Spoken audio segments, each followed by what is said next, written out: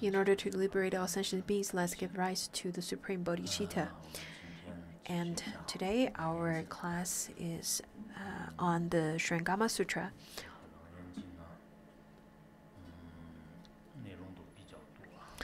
In fact, when I look at the Shrangama Sutra, it's rather long, and I'm not sure how long I will be able to finish giving the teaching of it. For the Vimalakirti Sutra, we used 2 years, and I think this one would then be longer than 2 years. It looks quite a lot. Anyhow, let's make the aspiration, and we have already made this aspiration, so let's try to finish and complete this. And since we've already made this aspiration, I really hope that you could spare the time to listen and study this sutra. And the best way of studying and listening to sutra is to start well and complete well. So I myself also made this aspiration to finish giving the teaching. Also, I am aware that impermanence could dawn at any moment, and I could die at any moment. But I myself had made the aspiration, if the impermanence of death does not dawn on me, then I will continue the teaching of the Shrangama Sutra. Right now, in the sutra, we are at the part where the Buddha gave a teaching of the 7 attempts of searching for the mind. This is quite important. In fact, we can look at it as a Vajrayana teaching, because it is a pointing out instruction. It is a pointing out of the nature of mind instruction.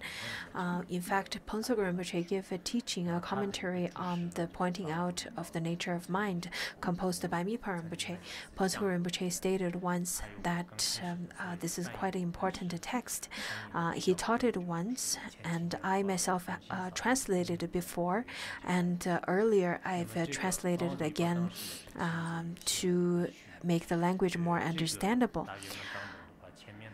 Ponsog Rinpoche composed a prologue before, at the beginning of my translation of the pointing out of the nature of mind.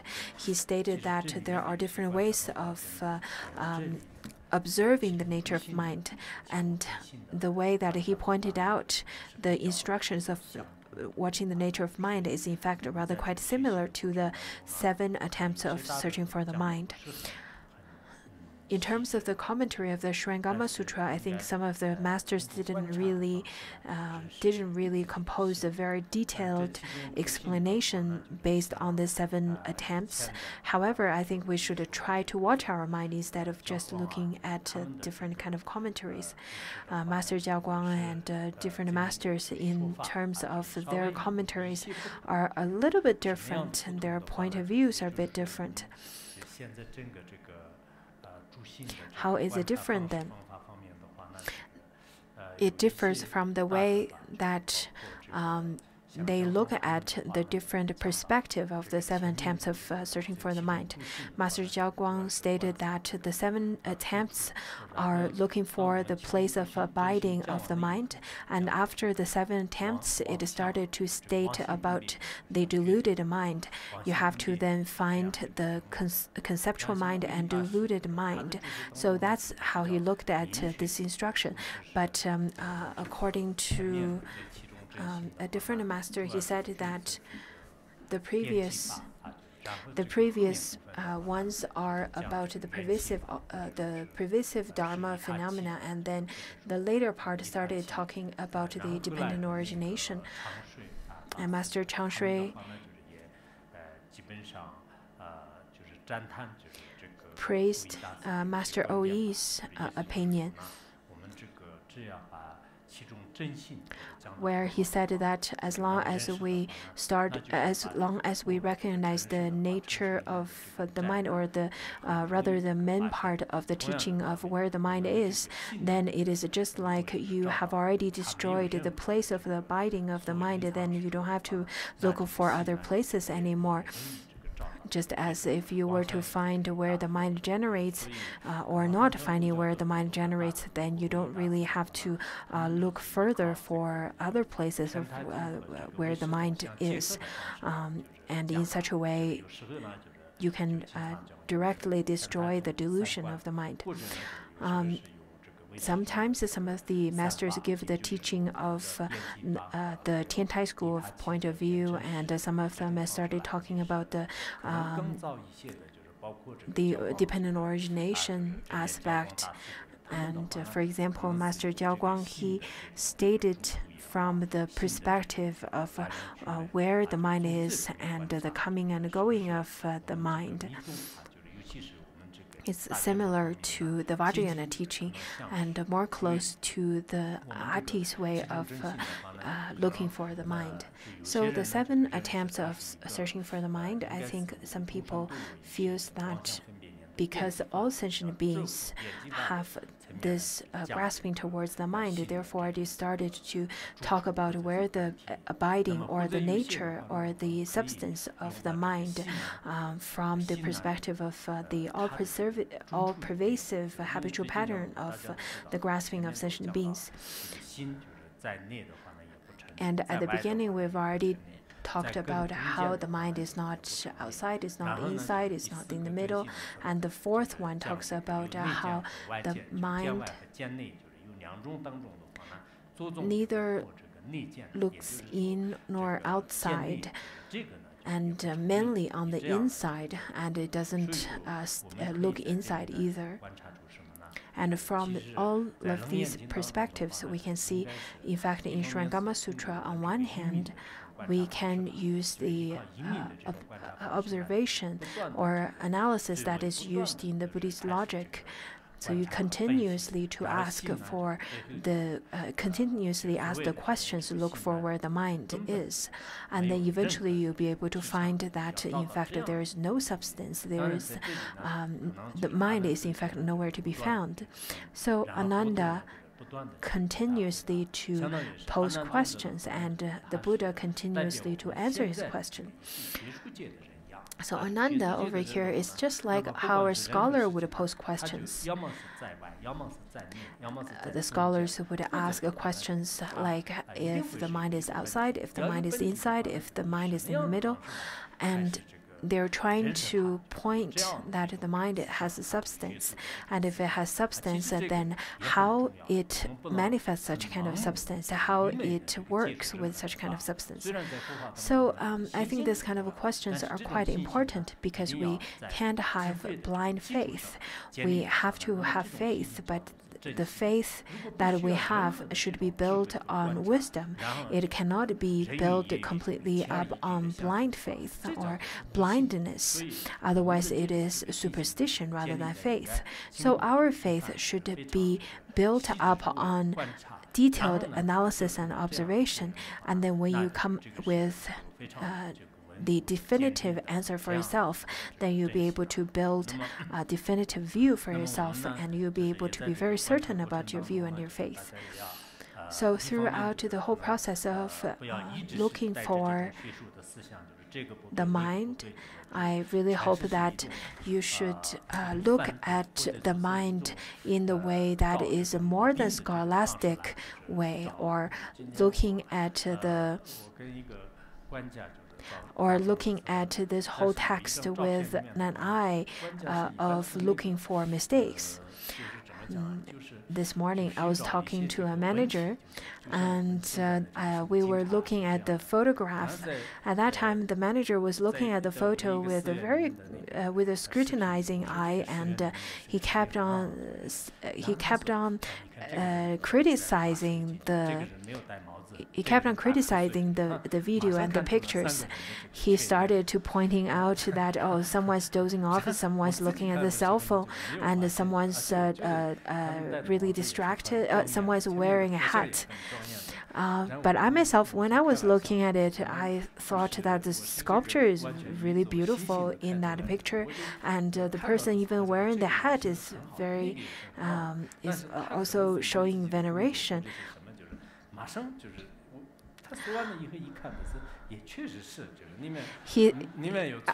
I started. When I was looking at the photograph, I looked at it from a very positive way, but when he looked at the photograph, he looked at it from a criticizing perspective and scrutinizing all the mistakes. In fact, I think this is how we should look at the text. In fact, I'm not praising myself by saying that I look at everything with positivity. I'm just saying that people have very different perspective, and we ourselves should look at our own intention and our own mentality when we are studying the sutra. I know lots of you are quite smart, and you have you gained lots of knowledge in your school, and you're very scholarly in many aspects. You've studied through high school, university, and got scholarships all the way through master's and even PhD. And if you were to use your wisdom to only scrutinize the mistakes within the sutras, in such a way, I think your studying of the Dharma won't succeed. So we should then look at the sutra with an attitude of faith. Then in this way, you will be able to build up your you'll be able to succeed in the Dharma study. And there are people who just follow blindly, who have rather a superstition than faith with wisdom. So I think for such kind of people, it's quite important to develop the skills of analysis and more wisdom. In such a way, your faith will be grounded. So you can't be on the two extremes. Anyhow, there's a story that there's a book that's composed by Master Fa Xian, the journey to the countries of the Buddha. And journey to the country of the Buddha. In fact, in that journey, in that journal that he composed, it says that he held incense and flowers, and he was at the Vulture's Peak, and he was making offerings of the flowers of incense and the lamps along with other bhikshus. And at that time, he remembered this is the place where the Buddha gave the teaching of Shrangama Sutra. And upon thinking this, he started getting really emotional, and he started to cry. He thought that this is the place where the Buddha gave the teaching of such a profound sutra. However, now it is only left with these sites, and he himself never had the opportunity and the merit to listen to the teaching. And he stayed in the cave over there around the Vulture's Peak for one night. In that journey to the country of the Buddha, in fact, it is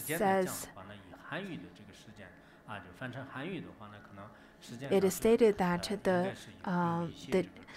the dates that Master Fa Xian looked at the sutra over there were earlier than the actual translation that was translated into Chinese language. So the translation was 750 CE, and Master Fa Xian's date was around 3 to 4 century CE. So he must have then looked or read into the Shrangama Sutra. And another version stated that the text that he read over there was probably the Shrangama Samadhi Sutra. So it is probably a different sutra that is read and chanted by Master Fa Xian. And on top of that, the Vulture Peak is a little bit far from the Jata Grove, which was where Buddha gave the teaching of Shrangama Sutra. It is also possible that the Buddha gave teaching of a sutra in various places, and then it was later then compiled into one sutra. So that could also be possible. So it could be the Shrangama Samadhi Sutra, or it could be the Sanskrit version of the Shrangama Sutra, because Master Fa Hsien went abroad at the age of 65 and started to study the Sanskrit language, and then maybe at that time the text that he read at the time was the Sanskrit version of Shrangama Sutra. So it could be either ways. I think when we're studying some text, we should then read extensively so that we can gather lots of information and we can make connections of certain information. Anyhow, I just wanted to share the story of Master Fa Hsien, who then chanted the Shrangama Sutra at Vulture's Peak or Shrangama Samadhi Sutra at Vulture's Peak. It could be either way. Now let's move on to the fifth attempt of searching out of the seven. Previously, we've already learned that mind is not out, it's not inside, is not looking inside or outside. And now Ananda started to say to the Buddha, said that I have heard the Buddha instruct the four assemblies that because the mind Buddha in fact addressed and instructed the assemblies that because the mind arises, then every kind of dharma, every kind of phenomena then arises, and that because dharma arises, then every kind of mind arises.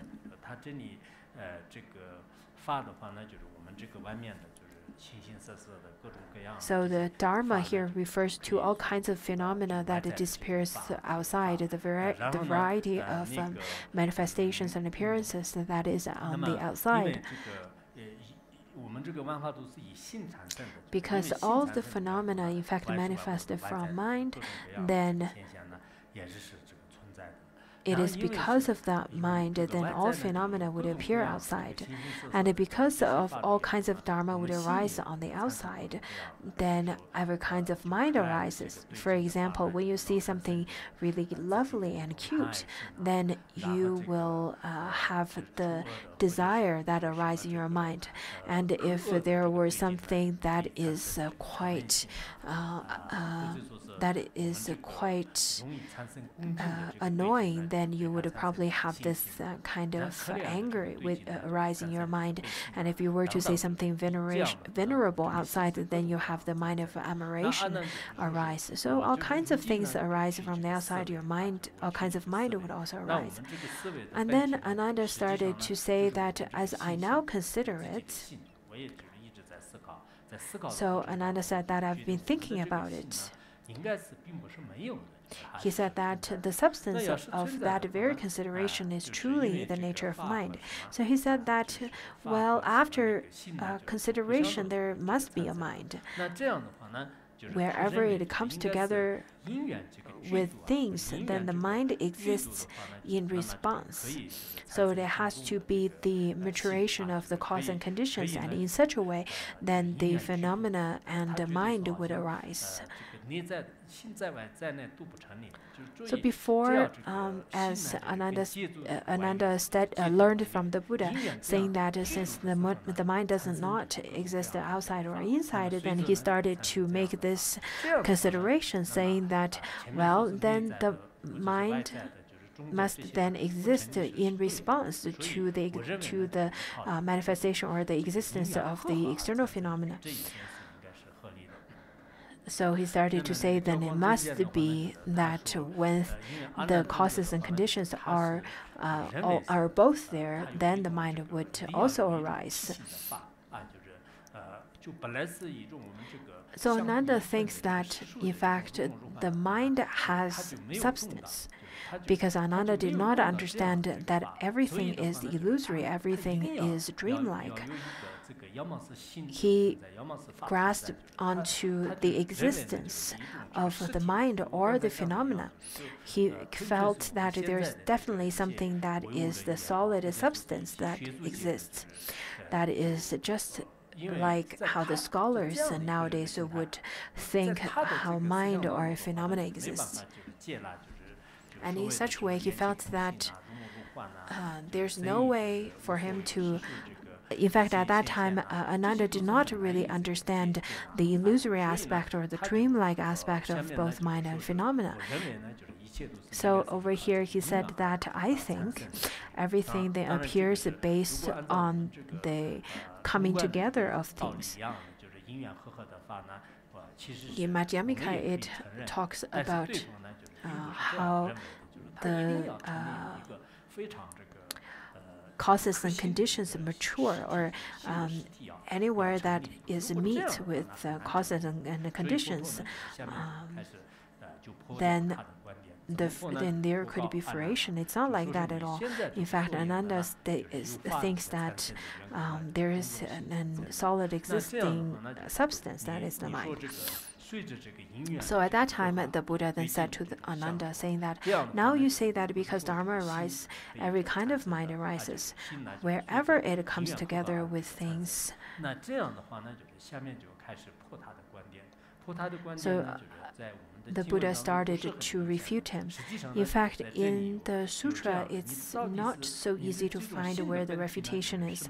But over here, the Buddha asked him questions. So he asked this question. It says that wherever it comes together with things, the mind exists in response, isn't it? But if it has no substance, the mind cannot come together with anything. So Buddha asked that, do you think the mind exists as something that has substance? But so first of all, if the mind doesn't have substance, then the mind cannot come together or combine with anything. Previously, Ananda stated that, well, mind and phenomena comes as a cause and conditions, and in such a way the mind arises as a substance. And in such a way, then it won't happen. Why is that? Because then, if having no substance, it can yet come together with things that would constitute a 19th realm brought about by union with the 7th defiling object. In fact, there are only the 18 realms, and there is no 19th realm, just like how there is no horns for a rabbit. And if the mind is just like the horn of a rabbit that doesn't exist, then how can you say that it could mix with other phenomena? And if you were to say that the mind doesn't have any substance, then it's just like that you're talking about the 7th defiling object, because there are only 6 defiling objects, and now you're making up a 7th defiling object, and that is not possible, because when with the direct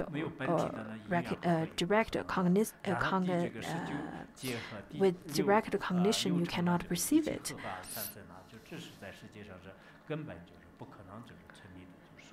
And there is no such principle, and in such a way this is not possible. So that's the first refutation by the Buddha. The second refutation of the Buddha goes, if it does have substance, when you pinch your body with your hand, or if you were to touch your body, I think in some commentaries as a pinch, but in the Tibetan and the Chinese translation, it only talks about touching or in touch with your body by your hand. At that time, when you touch, then your body will definitely have a sense, will definitely feel it. Wherever your hand touches, then it will feel it on your body. And if it has such a feeling, does your mind which perceive it come out from the inside or from the outside? Does this kind of sense come from the inside of your body, or does this kind of feeling come from the outside of the body? So once you have the feeling, then the mind that feels it, does it come from the inside of your body or outside of your body? If it comes from the inside, then you've made a mistake, because once again, it should see within your body. It should be able to then perceive whatever are organs and whatever things that you have in your body, isn't it? We've already talked about it in the fourth refutation, so you cannot say that. And the second is that the second refutation within this is that if it comes from the outside, then you should be able to see your face first. If your mind is this knowing mind comes from the outside, then the mind should also be able to see your face first. But this is not possible either. Because if you were to see your own face, then you have to look into a mirror, or your consciousness get out of your body and flying half in the air and then look back at your body. Then that's how you can see your face and perceive your own face. So over here, the Buddha talks from the two aspects. Does mind have a substance, and does mind this substance of mind comes from inside or outside the body? And then Ananda said that no, this is not what I meant. Ananda said that in fact seeing is done with the eyes, and consciousness and seeing is different. We usually say that whatever we see is the truth. So he said that seeing is done with the eyes. The mind's perception is not that of the eyes. To say it sees doesn't make the sense. So his point was that when you're looking, then you're looking with your eyes. So he's saying that when you see, you don't really see with your mind, you see it with your eyes.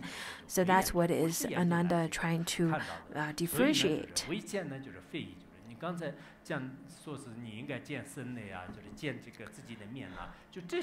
Therefore, when Buddha stated that if your mind is within or looking from outside, you should be able to see your own face or see the inside of your body, that doesn't make sense. So that's Ananda's clarification from his point of view. But the Buddha did not make a mistake as how Ananda assumed. The Buddha then said that to suppose that the eyes can see is like supposing that the doors of a room can see. So he said that, well, you think the eyes can see, isn't it? Then, since you're sitting in the room, your eyes are just like a door of a room. Could the doors see?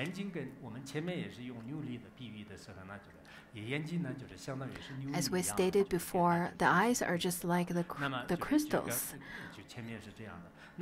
And over here, the Buddha then used this analogy of the eyes are just like a door. And a person, that is the mind, sitting inside of the room, and the doors are the eyes. Then, do you see with your mind or your eyes?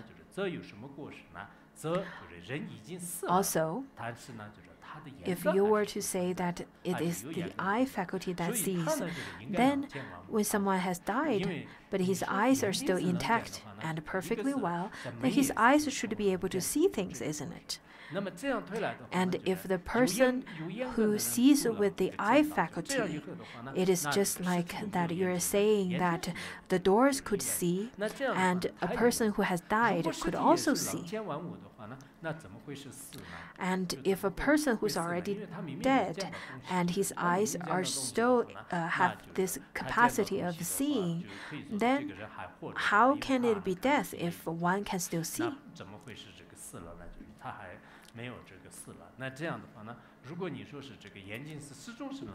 So if you were to say that the eyes are have the capacity to see, then you're saying that if someone who has already died could still use the eye faculty to see.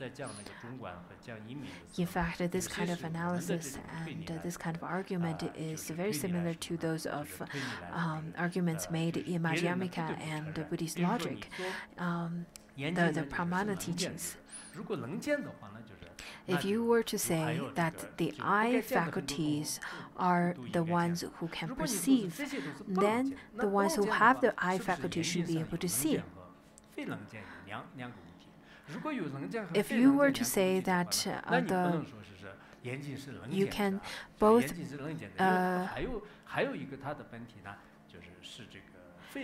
has both capacities of seeing and not seeing, then in such a way, you cannot say that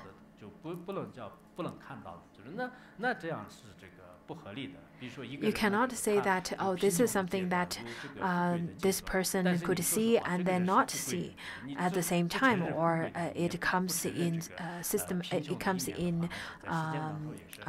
in phases. It's just like saying that a person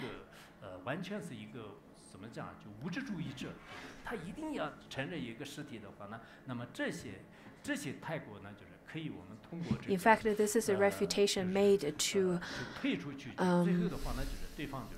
argue with those of people who hold the existentialism view, where they see that everything exists as a materialistic existence, are the ones who could perceive.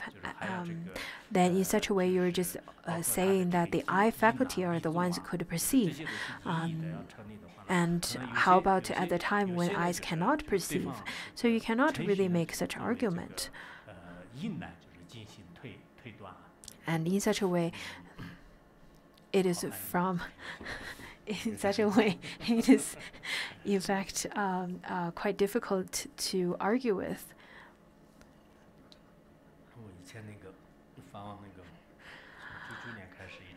Back in 1999, until the time Phuntsok Rinpoche passed into parinirvana, I translated simultaneously for him.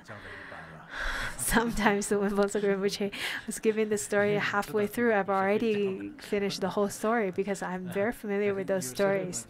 But sometimes when Phuntsok Rinpoche gives a rather very foreign arguments and very foreign stories, and when some terms came up that I don't know how to translate, then I would get really lost.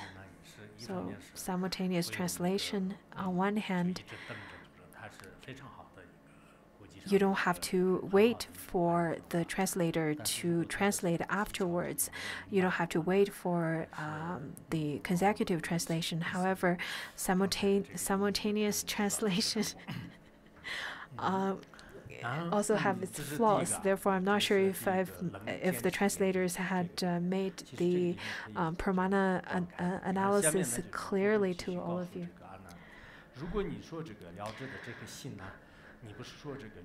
Ananda, if your knowing mind has substance, is that substance single or manifold? If your mind, which is aware, understands and knows, in fact has substance, then is it a single substance or many substances?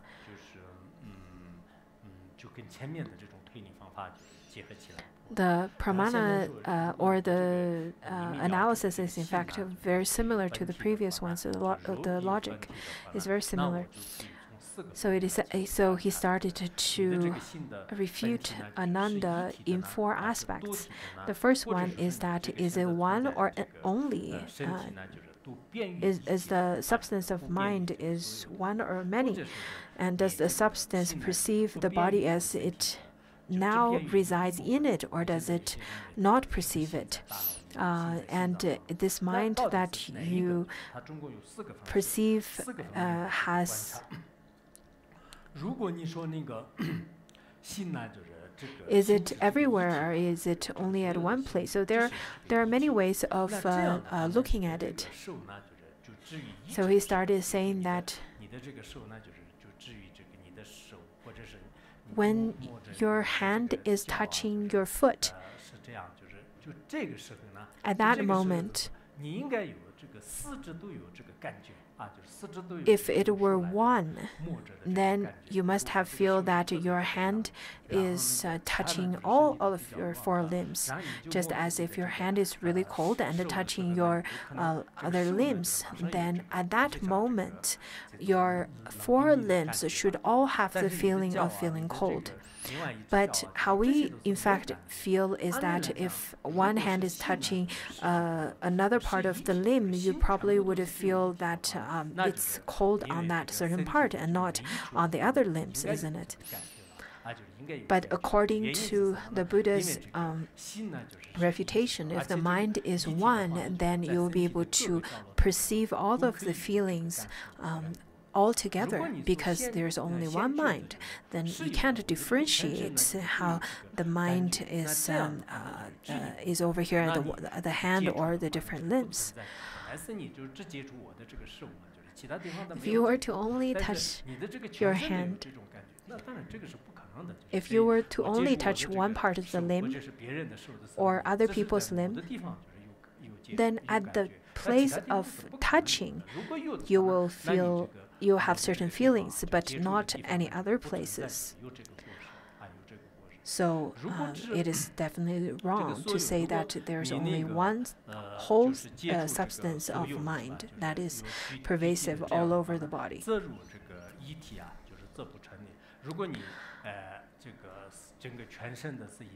If your whole body have these feelings,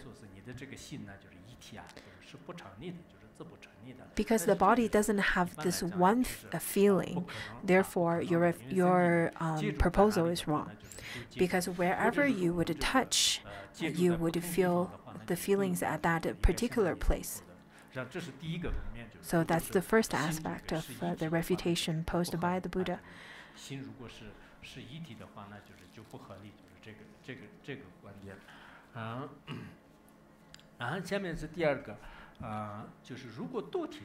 Now the second, if this mind has many folds, it is not possible either, because if in such a way, then you're just saying that you have many minds. If you were to have many minds, then you're no longer one person, you're of many people in you. Then that's also not possible.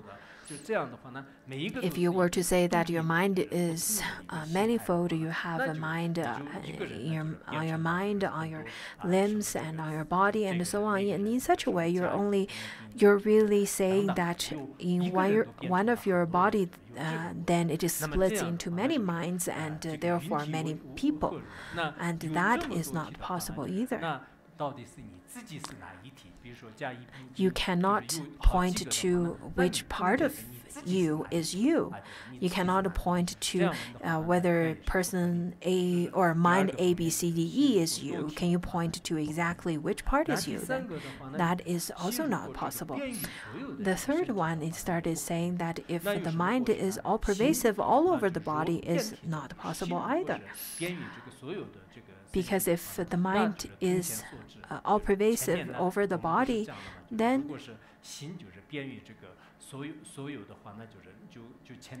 it is the same as the previous argument. Then all your limbs should be having the same feeling at the same moment when you touch just one part. So that's not possible.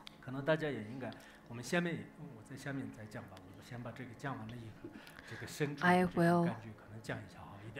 will then further elaborate of the feelings later after this part. The next one started saying that, in fact, the mind is only at one part. It is not all pervasive, but it is only at a certain part. But this is also not possible, because if I were to touch the top of your head and your foot at the same time, then do you only feel the touching at the head? Do you only feel my touching at your head, or both at your head and your foot then? Because your mind could only be at one place if there was a solid substance of mind, because it could only be at one place at a time. If you were touched by different kind of places, or at different kinds of places, just as when you're doing examinations, medical examinations, where you would have different tapes on your fingers, on your limbs, on your head, and on your knees, and so on. And then at that time, your mind should only feel one place that is then intact with your body, and you won't be able to feel the different sense of touches at the different places, isn't it?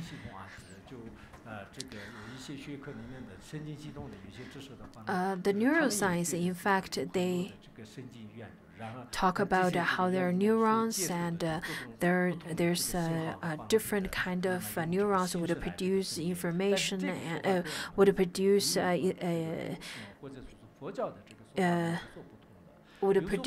different signals, and then transmute such signals. I think their way of looking at mind is different than Buddhism.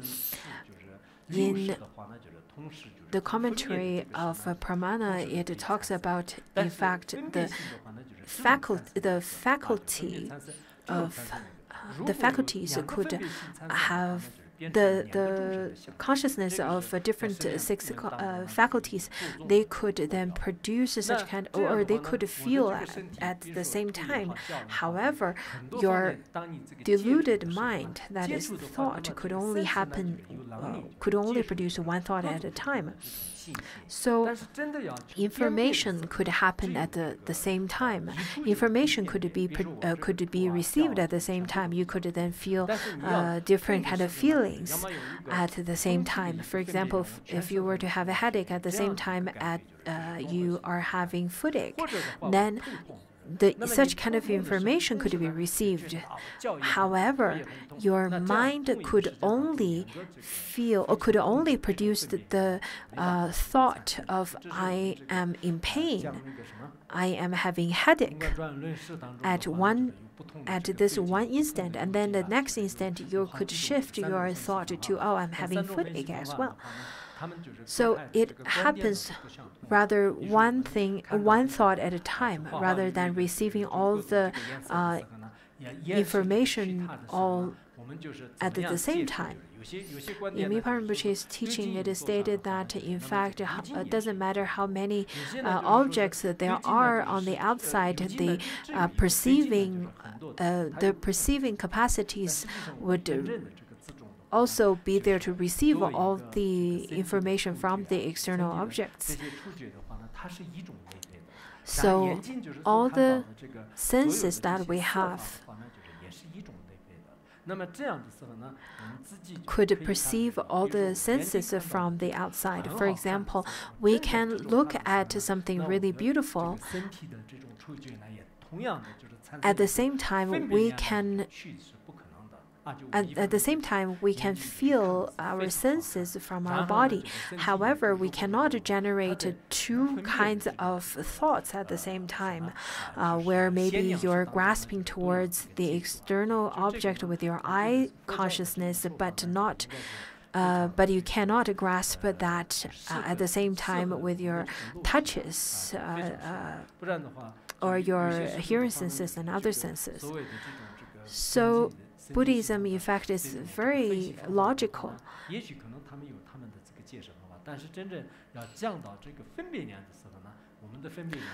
When the neuroscience talks about the receiving of the information, I think they have their areas of studies. However, when it comes to the consciousness and how our thoughts would grasp and how the consciousness work with the senses, then I think it is only Buddhism could explain that.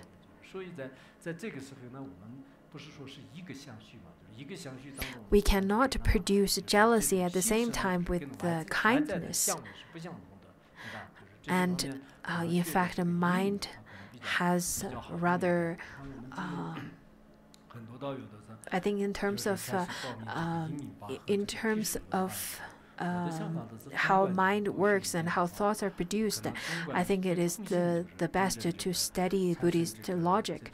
I saw lots of our practitioners wanted to study Buddhism logic as well as Abhidharma, and the way I take it is that it's the most important to study Madhyamika. Of course, it is important to study the knowledge of Abhidharma and the Buddhism logic. I notice a majority of you applied to study Abhidharma. This is fine, and in fact, Madhyamika, in my opinion, would be more important to study. I think all the 5 treatises are very important, and we should all have firm ground and foundations to study. We should be able to understand the mind and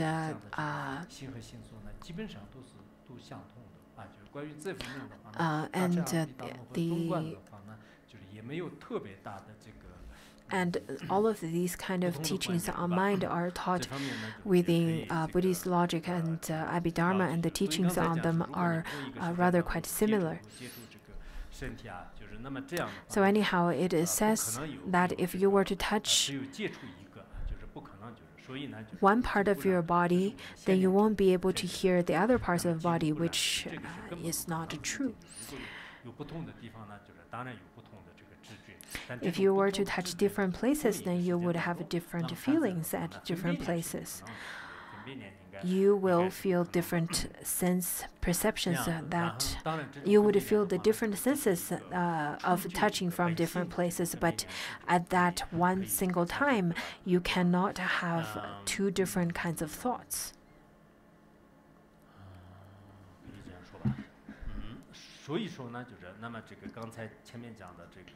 So as previously how I stated, mind is not the production of cause and conditions. So that's the 5th one.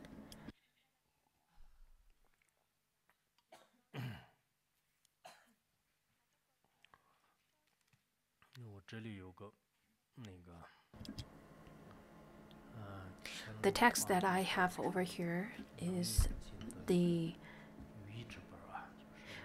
Emperor's edition, the Qianlong Emperor's edition of Shurangama Sutra, and at the beginning of it,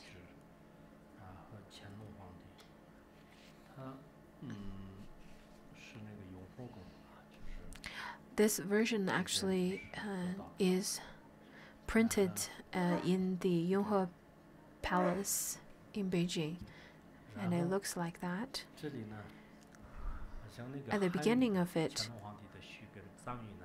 it has the prologue that is composed by Emperor Qianlong, and I think some of the content of the prologue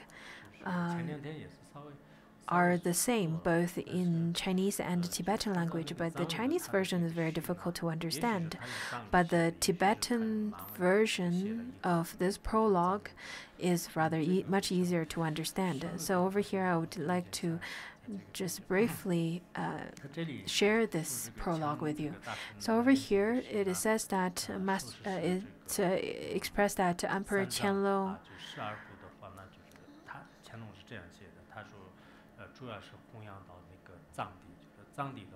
Emperor Qianlong stated that the majority of the Tripitakas are already in the Tibetan language, as Tibet is the center of between India and China for the Dharma teachings, for Dharma's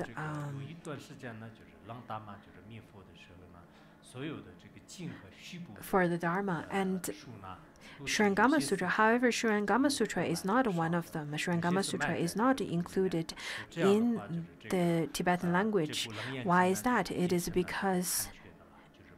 in fact because of Langdama destroyed Buddhism at the time. He used the method of burning and burying the sutra texts. Therefore, the text is lost in the Tibetan language. And Master Bhutan, who then made the prediction saying that after 500 years, the Tibetan version will be translated from Chinese language into the Tibetan language. And this was read by Rigpe Dorje, who was the country's master Zhangjia at that time. Not sure if it was in Sanskrit, but the book that was read by Rigpe Dorje, it described that this version will be then translated back into Tibetan language. And then Emperor Qianlong stated that, in fact, he got really busy with lots of the country affairs, the state affairs. However, whenever he gets any of the spare time for himself, he would then translate lots of the Chinese classics that is written in Chinese language into Manchurian. Also, upon contemplating that his grandfather, who was also not emperor, translated the Heart Sutra into 4 different languages, or kept the Heart Sutra into 4 different languages, and then at that time, his father also did the same. So, because of their good example, he also wanted to translate the Shurangama Sutra into 4 different languages, just as what his grandfather did for the Heart Sutra. But Heart Sutra was already translated into Tibetan language at that time, but Shurangama Sutra was not. Therefore, he decided to translate the Shurangama Sutra from Chinese language into Manchurian, and from Manchurian language into Mongolian language, and from Mongolian language into Tibetan language. And in such a way, he would fulfill the prediction that is made by Master Bhutan at that time. So he asked his relative, as well as Rigpe Dorje and a minister at that time, whose name is Furei, to study and to translate the Shurangama Sutra. And at the end of each volume or each chapter of the Shurangama Sutra, they have to send the text to the Emperor Qianlong, so that Qianlong would then read over their translation. Whatever question he would come up with at that time, he would then consult with Rigpe Dorje at that time. So the translation was finished within 11 years, all the way from 1952 to 1763.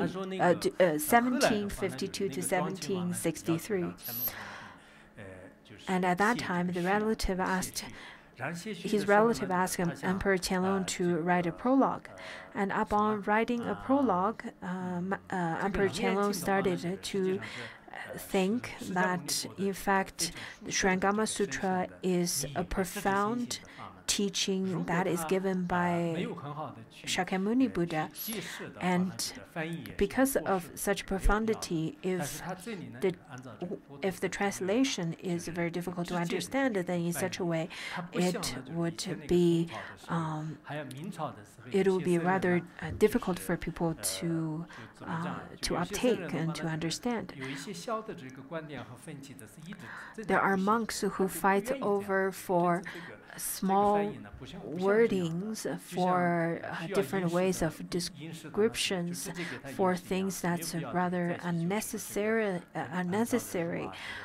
Therefore, based on Emperor Qianlong's understanding, he felt that it is quite necessary to make sure that people could understand the Shrangama Sutra easily. This is the principle that he required the translators. So he said that it is just like that you should gift food to the hungry and gift drinks to the thirsty, and in such a way the translation should be just like that, rather than making it really fancy and not fulfilling. Therefore, he asked the translators to translate without flowery wording and directly pointing to the meaning of the text. In such a way, the teaching would be useful and would be beneficial to the later generation.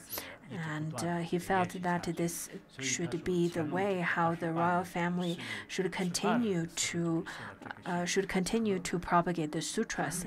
And this prologue was composed back in 1763. October 18th. This was just my oral translation, and it was not really composed. I really hope that whenever you are doing your post-class discussion group, you should really read this, and you should think about how the previous royal families, the kings and the ministers, invested lots of time and energy into the teachings and the sutras of the Buddha, the teachings of the Buddha. So now let's move to the sixth one, the sixth attempt of looking for the mind. Let's finish it today. Over here, then Ananda said to the Buddha, he continued to pose the question to the Buddha. He said that a world-honored one also have heard the Buddha discuss the true appearance with Manjushri and other great disciples, other great bodhisattvas. And during the discussion of the ultimate truth, I've heard that you, world-honored one, has also said the mind is not inside and it's not outside. And now, as I consider it, if it were within, it would see things it does not see. If it were outside, if it were inside, then it would see things it does not see, such as the bowels and stomach and all the organs within. If it were outside, then that would be no common. There would be no common perception. Different commentaries by Master Changshui, Master Jiaoguang, in their explanation, where it talks about there is nothing.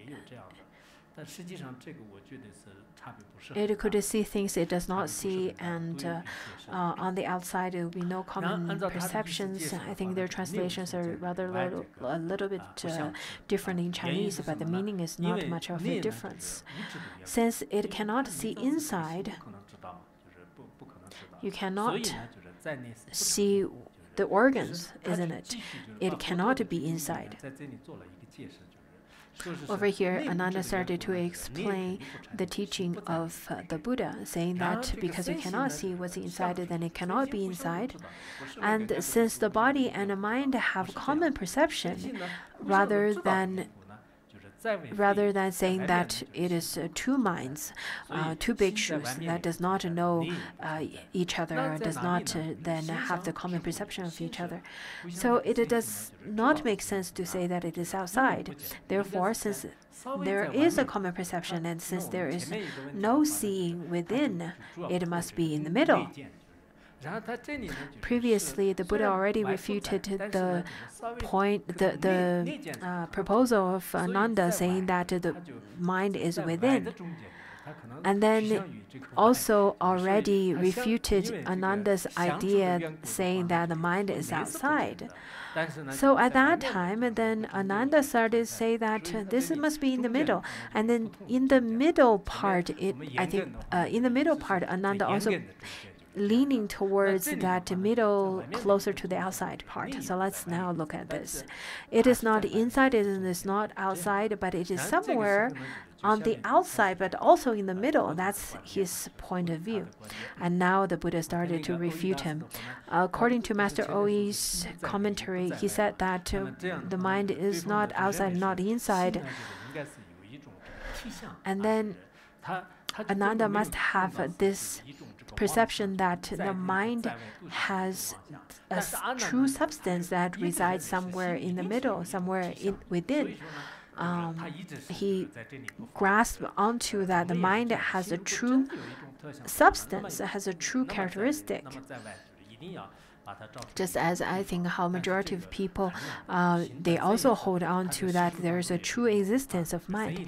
In fact, the mind in the relative truth, it is dreamlike and illusion-like, but in its ultimate reality, it is not existent at all. It is completely empty. And then over here, the Buddha replied to Ananda, saying that you say it is in the middle, then you cannot be so vague about it. You have to make it very clear. If you were to say that it's in the middle, then you have to find a fixed location for it. You have to find somewhere very specific for it. Because if it's in the middle, then you're pointing to a specific location, and you cannot say that there's nowhere to be found in the middle. When people talk about middle, we usually would think about it is sandwiched between inside and outside. It must be sandwiched between one and the other. So over here, the Buddha started to ask that, then where is the middle that you're proposing? Is it in an external place? Is it in the middle of a pillar? Is it in between two places? Is it in between Nepal and India? Is it in between Yunnan and Sichuan province? Or is it in the body? Is it somewhere sandwiched between the faculty and another body part? If you were to say that it is in the middle of the body, it could not be on the surface of the body since it is not the middle. Because if you were to say that it's somewhere on the skin, somewhere in between the skin, that's on the outside of the body. If you were to say that the mind is somewhere attached to the body on the outside, then that is on the outside of the body. If you were to say that this is somewhere inside of the body, if you were to say that is inside of your flesh, inside of your bone, inside of your organ, then it goes back to the previous logic that we've already discussed. So it doesn't work. Then, is it in the middle of your body? Is it in the middle of somewhere else? If it were somewhere outside, I think it is the best for people who have studied the Buddhist logic to study this. Otherwise, you'll get completely lost. For me, myself, this is easy.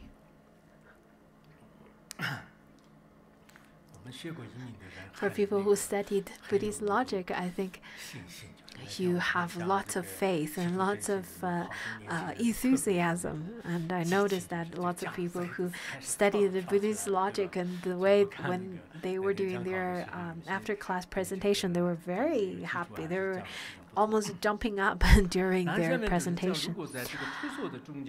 Anyhow, if you were to say that it is in the middle of some place, then could you find a reference? Could you find a reference point? Could you find a fixed location? Could you find a point, a reference point? Is there a reference point? Because if you were to say that there is no reference point, then you were to say that it is just like the son of a barren woman that doesn't exist. Or if you were to say that it is in the middle of the two dharmas that doesn't exist, then you were to say that this so-called fixed location is just like the space.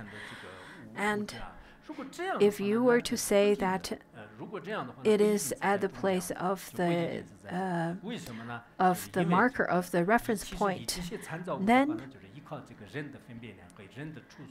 let's contemplate on the reference point, because people make the reference point with their references, because we have to.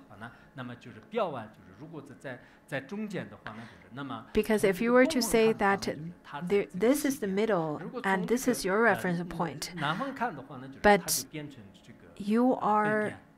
But when regarded from the east, it will be to the west, and when regarded from the south, it will be the north. If we were to place a reference point on the east, then we would say that this is between the east and the west. But for Westerners, they would feel that it's rather on the east.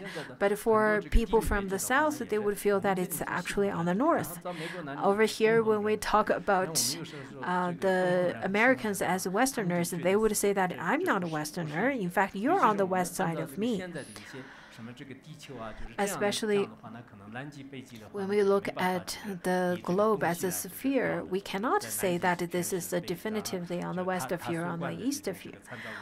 The reference point also moves. There is no fixed point for a reference point. If we were to have a if we were to have a fixed point, a fixed reference point, then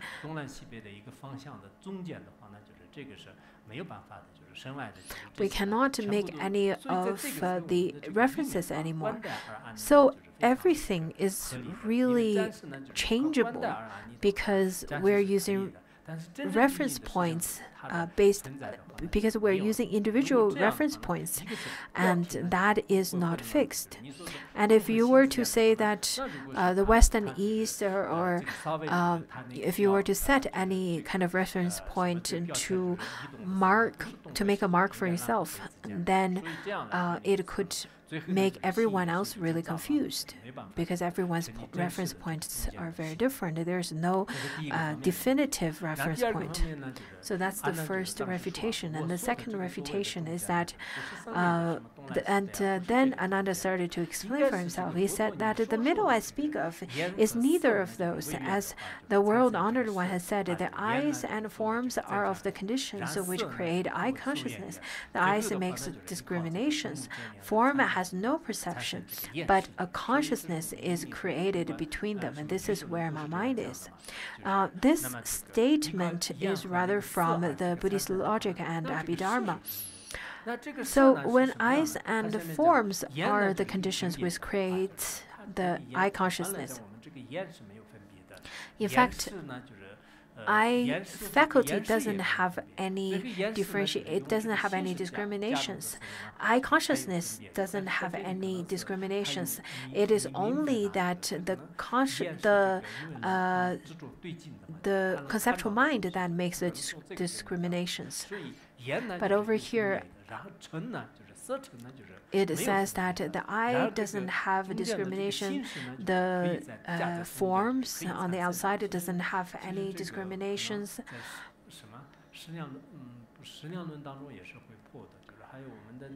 this kind of teachings, this kind of ideas are then detailedly refuted in the wisdom chapter of Bodhisattva Charyavatara, as well as the commentary on the Pramana. In fact, Ananda, since he is the foremost in listening to the Dharma and extensive in learning, but he grasp onto certain things, and he used his conceptual mind to he used lots of his conceptual mind and not really truly understand the meanings. Just as he quoted from the Buddha, and later he would quote Purna, and he quoted the teaching of the Buddha to the Bodhisattvas, and he read a lot and he heard a lot, but the details of the teachings are not grasped, but the essence of the teaching is not really understood by Ananda, just like the scholars nowadays. I really hope that the scholars are not like Ananda.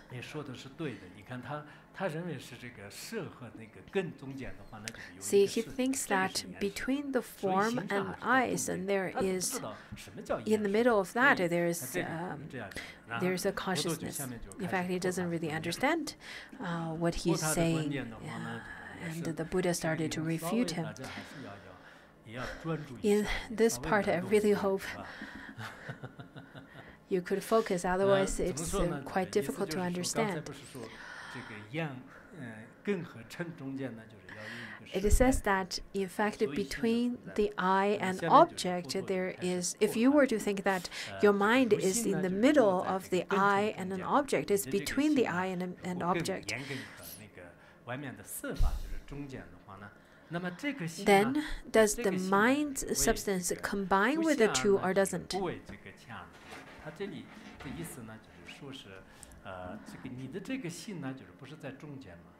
Since your mind is in the middle,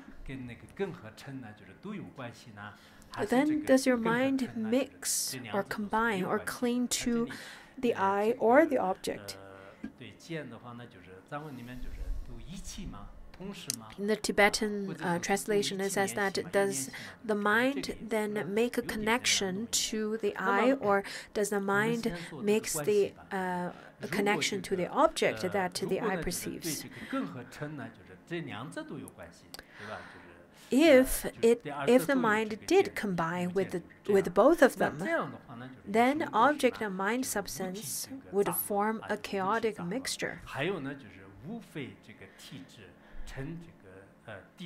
Since object has no perception, while the substance has perception, the two would stand in opposition. Which is the middle? Could you find where the middle is?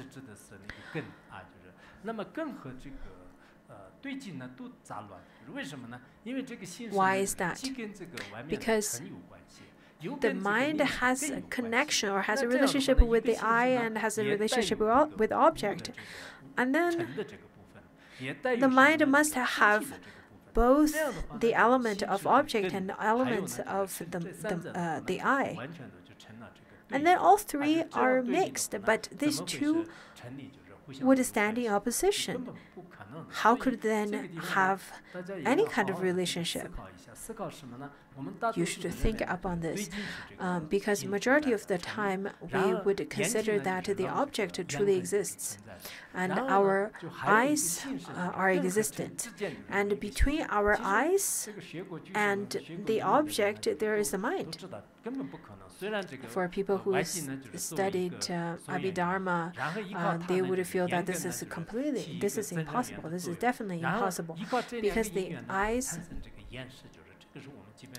as the cause and then the object as a condition, then over there, because of the cause and condition, then you'll be able to see. But then over here, Ananda is saying that in the middle of eye and in the middle between the eye and object, there is the mind. How could that be possible? And Ananda's idea is that the mind has partially that is the mind and partially that is the object. So you have partial. So the mind is partially the perceiver and partially the perceived. In fact, for the kind of people who grasp onto solid existence, that's how they perceive. And in such a way that everything would be very chaotically mixed. You're mixing up everything together. Because your mind is then mixed with the I and with the object. All three are all mixed together. And in such a way, you can't really differentiate where is the consciousness and where is the mind and where is the I, where is the object. Is the mind? Is the I a mind? Is the I an object? Is the I an inanimate subject object? So, if all of them are mixed together, then this doesn't make any sense.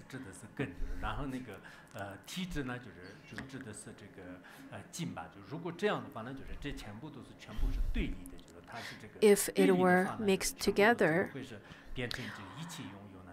since object has no perception while substance has perception, then the two would stand in opposition. Then it can't happen at all. You can't find even the middle, and everything would be mixed together. The next one is that if it did not combine with the two, it would then be neither perceiver nor perceived and would have no substance or nature. Because the object is not is not the I, and the mind is not mixed with neither the I nor the object. It is not mixed with any, and then how could you say? Where would the characteristic of middle be? How could you say there's a middle? It's quite easy to differentiate the I and object. Between these two, is there a mind? And how can you mix all three together? If the I and object doesn't have any relationships, then the mind would be a solid or would be isolated existence in the middle, and it doesn't make any connections. Did you understand? It's okay if you don't understand. I can't do much because I've already tried my best to explain it to you.